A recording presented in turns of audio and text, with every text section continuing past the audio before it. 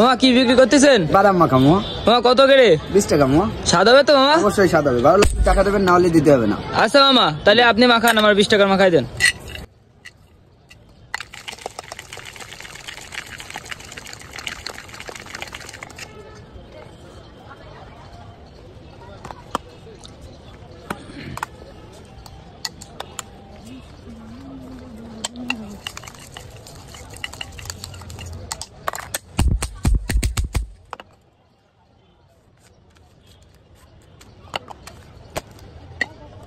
এই নেন মামা।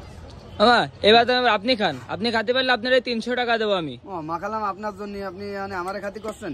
না মামা, আপনার খাওয়া লাগবে, তাহলে 300 টাকা আপনার দিয়ে দেবো, আপনি খেতে পারলে। আচ্ছা ঠিক আছে।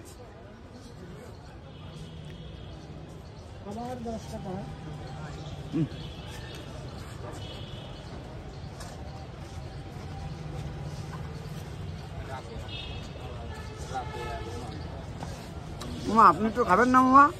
না মামা, আপনাকে খান, এই যদি কিছু থাকে আমার যদি কিছু হয়, আপনি খালে আপনার 300 টাকা এখনই দিয়ে দেবো মামা, বুঝলেন? আপনার তো খাওয়া হয়ে গেছে।